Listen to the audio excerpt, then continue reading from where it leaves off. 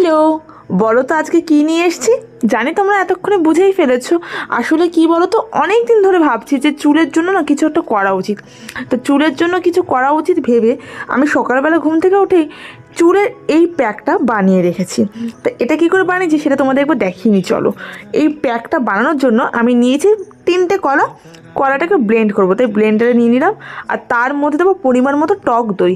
এবার প্রত্যেকটা আইটেম তুমি তোমার চুলের যে লেন্থ সেই ওয়াইজ দেবে। আমার চুল যেহেতু একটুখানি লং, আর তারপর আমার চুলটা ভীষণ ড্রাই, বেশি বেশি জিনিস অ্যাবজর্ব করতে পারে, ওই জন্য পরিমাণটা বেশি দিলাম। আর খানিকটা অ্যালোভেরা জেল দিয়ে দিয়েছি। এই 3টে প্রোডাক্ট খুব ভালো করে ব্লেন্ড করে নিয়ে এসেছি। এবার এই ব্লেন্ডিংটা আমি ঢেলে নিচ্ছি একটা বোলে। এখানে কিন্তু কোনো জল বা কোনো লিকুইড কিচ্ছু অ্যাড করার দরকার নেই। তোমরা কম বেশি সকলেই মোটামুটি আমাকে skin care hair care post করতে বলে সময়ের অভাবে হয়ে ওঠে না। তা আমি ভাবলাম এই পরপর আমি বেশ কয়েকটা হেয়ার রিলেটেড ভিডিও দেবো।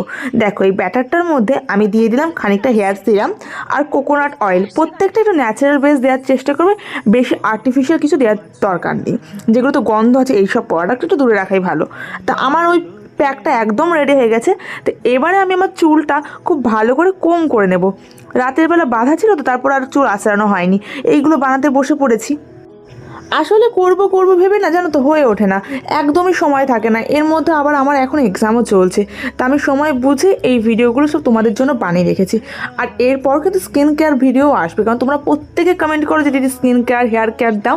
ও আচ্ছা, আর একটা জিনিস তোমাদেরকে একটু বলে রাখি। তোমরা অনেকেই আমার হেয়ার দেখে বারবার কমেন্ট করো যে হেয়ারের লেন্থটা একটুখানি ট্রিম করে নিতে। আসলে না, আমার হেয়ারের ধাঁচটা এরকম, আমি যতই লেন্থটা খুব ভালো করে ট্রিম করাই, কয়েকদিন পর যেরকম রূপ সেরকমই ফিরে আসবে। ওই কিছু কিছু চুলের ধাঁচ থাকে না, ওরকম। আর দেখবে যত চুল তোমার লম্বা হতে থাকবে, তত কিন্তু গোড়ার থেকে আগাটা একটু হালকা হতে থাকে। এটা স্বাভাবিক, এটা অনেকেই অবাক হয়। অনেকেই আমাকে বলে যে চুলের আগা পাতলা হয়ে গেছে। চুলের আগা তো পাতলাই হবে, স্বাভাবিক। চুল যত বড় হবে ততই আগা পাতলা হবে। যাদের হয় না তারা খুব রেয়ার এবং তারা খুব লাকি। তো দেখো এটা আমি কী করে ইউজ করছি আমার চুলে। প্রথমে চুলটাকে দুটো সেকশন করে নেবে, একটা সেকশানে বান করে নেবে। আর আলাদা যে সেকশন আছে সেখান থেকে অল্প অল্প করে চুল পার্টিশান করে করে নিয়ে এবার হেয়ারের যে রুট আছে না, ওখান থেকে একদম হেয়ারের লেন্থ অবধি টেনে টেনে অ্যাপ্লাই করবে।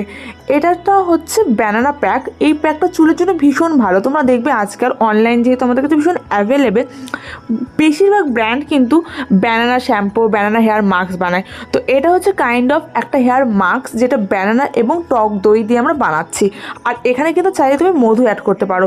আমি তাড়াহুড়োর কারণে মধুটা অ্যাড করতে একদম ভুলে গেছি।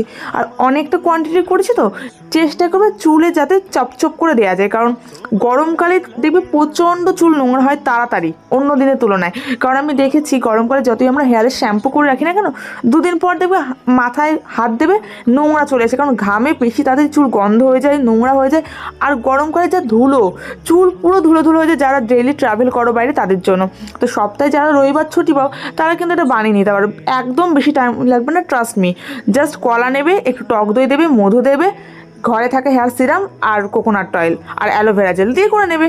অ্যালোভেরা জেল যদি গাছে থাকে তাহলে তো আরও ভালো। দেখো আমি একদম চপচপ করে ভিজিয়ে দিয়েছি মাথাটা, যাতে খুব ভালো করে চুলটা অ্যাবজর্ব করে। আমার চুল তো ভীষণ ড্রাই, আমি বলি না, আগে তো আরও ড্রাই ছিল, এরকম ফুলে থাকতো একদম, আমি বলে না ফ্লাপি হেয়ার ওরকম টাইপসে। তো এখন তো আমি হেয়ার কেয়ার করে করে অনেকটা এটাকে ব্যালেন্স আনার চেষ্টা করেছি। দেখো খুব ভালো করে চুলে যখন অ্যাপ্লাই করে নিয়েছি, এটাকে আমি এখন বান করে রাখবো উঁচু করে। আর হাতটাও একটু ধুয়ে আসি, কলা আর দইয়ের জন্য না হাত, ঘাড়, গলা চ্যাট চ্যাট করছে, জানো তো। চলো তাহলে। হাত মুখ খুব ভালো করে ক্লিন করে এসেছি। আমি যখনই হেয়ার কোনো প্যাক বা হেনা লাগাই না কেন, খুব ভালো করে হাত মুখ গলা ক্লিন করিনি। কারণ এই প্যাকটা তো বেশ খানিকক্ষণ রাখবো, ওই ঘন্টা দুয়েক মতো রাখবো। এর কমও রাখতে পারো, বেশি রাখতে পারো, বেশি রাখাটাই ভালো, বুঝলি। One eternity later. ওই টি শার্টটা এত নোংরা হয়ে গেছিলো, চেঞ্জ করে নিয়েছি। আর অনেকক্ষণ সময় হয়ে গেছে, তা ভাবলাম খিদেও পেয়ে গেছে, বেলা হয়ে গেছে, খেয়ে দিয়ে তারপর স্নান করতে যাবো। না হলে ওই হেয়ার প্যাক তুলে স্নান করে এসে খেতে খেতে না বেলা পুড়িয়ে বিকেল হয়ে যাবে। তা আজকে আবার মাটন হয়েছে, আর মাটন হলে আমি একদম লোভ কন্ট্রোল করতে পারি না, জানো তো। আচ্ছা, তোমরা কমেন্ট করে জানিও তোমরা এই হেয়ার কেয়ার ভিডিওগুলো কেমন এনজয় করছো, বা তোমাদের কোনো হেল্প হচ্ছে কিনা। এর আগেও কিন্তু আমি একটা ক্যারাটিন ট্রিটমেন্টের ভিডিও দিয়েছিলাম হোমমেড পদ্ধতিতে, সেটা তো তোমরা অনেক ভালোবাসা দিয়েছো। তোমরা অনেকেই জিজ্ঞাসা করেছে এবং করার পর আমাকে রেজাল্টও দিয়েছিলে। এগুলোই আমার ভালো লাগা। এইভাবে আমাকে ভালোবাসা দিয়ে যাও, আর আজকের ভিডিওতে তো ভালোবাসা দিও। ভিডিওটা ভালো লাগলে লাইক করো, আর একটু বেশি ভালো লাগলে নিজেদের বন্ধুদের সঙ্গে শেয়ার করে দিও। দেখো আমার খাওয়া দাওয়া হয়ে গেছে, এবার যাই স্নান করে আসি। আমি এই শ্যাম্পু করার জন্য বায়োটিকের এই শ্যাম্পুটা আর সাথে লরিয়ালের টোটাল লিপের মাস্কটা অ্যাজ আ কন্ডিশনার ইউজ করি। স্নান করে এসে আবার দেখা হচ্ছে, ততক্ষণে যেটা বাই। 6.5 hours later. স্নান করে সবেমাত্র ঘরে আসলাম। ঘড়িতে কটা বাজে জানো? 4:30 বাজে। আমি বললাম না স্নান করে ঘরে ঢুকতে ঢুকতে 4:30 বেজে যাবে।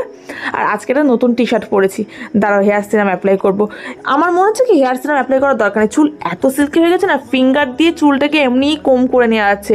তোমরা একবার আমাকে বিশ্বাস করে করতে পারো, এই প্যাকটা আমি আগে বহুবার আমার পেজ এবং চ্যানেলে আপলোড করেছি। যারা দেখো, যারা নতুন ভিউয়ার্স আছে তাদের জন্য আবার আপলোড করে দিলাম।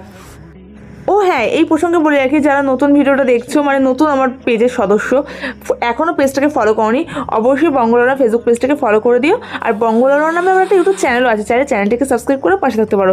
চ্যানেলের লিঙ্ক আমি দেখো ডিসক্রিপশন বক্সে দিয়ে রাখছি। আর হ্যাঁ, কারা কারা এখনও অবধি জানো না বলো তো, যে ইনস্টাগ্রামে আমাকে ফলো করলে আমি একদিনের মধ্যে ফলো ব্যাক দিয়ে দিই। বিশেষ না হলে ডিসক্রিপশন বক্সে লিঙ্ক রইলো, আমার ইনস্টাগ্রামে গিয়ে ফলোয়িংয়ে যে কাউন্টডাউনটা আছে ওটা দেখলেই বুঝতে পারবে। ফলো করে একটা মেসেজ করে রেখো, আজকে রাতের মধ্যে না পারলেও কাল সকালের মধ্যে অবশ্যই ফলো পেয়ে যাবে। আর এই দেখো আমার হেয়ারে কিন্তু পুরোপুরি আমি সিরামটা অ্যাপ্লাই করে নিয়েছি। ফাইনাল রেজাল্ট কেমন আসলো সেটা আজকে যদি দেখাতে না পারি, কালকে সকালে দেখিয়ে দেবো। ডে লাইটে না ভালো রেজাল্ট বোঝা যায়, জানো তো। চলো। The next day. হ্যাঁ, এই গুড মর্নিং সবাইকে। আসলে আমি রেডি হয়ে গেছি, কেন বলো তো, কলেজ যাবো। তো আমি ভাবলাম কলেজ যখন যাবো তাহলে তোমাদের ফাইনাল রেজাল্টটা দেখিয়ে দিই।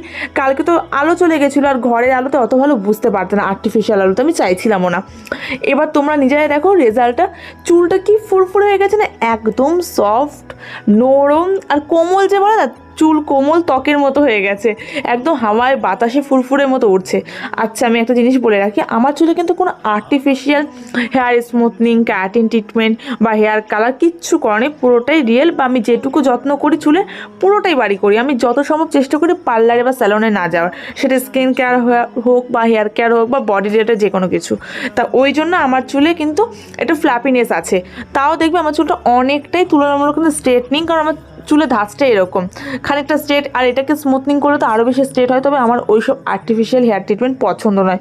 এমনিতেই আমার হেয়ার ফল হলে না রাতের ঘুম মরে যায়, আর তারপর শুনেছি হেয়ার স্মুথনিং বা ওইসব ট্রিটমেন্ট করলে আরও বেশি নাকি হেয়ার ফল হয়। সে যাই হোক, যার যার চয়েস। আজকের মতো টাটা বাই বাই। ভিডিওটা হেল্পফুল হলে অবশ্যই ভিডিওটা লাইক করো, কমেন্ট করে মতামত জানিও। সবাই ভালো থেকো, লাভ ইউ।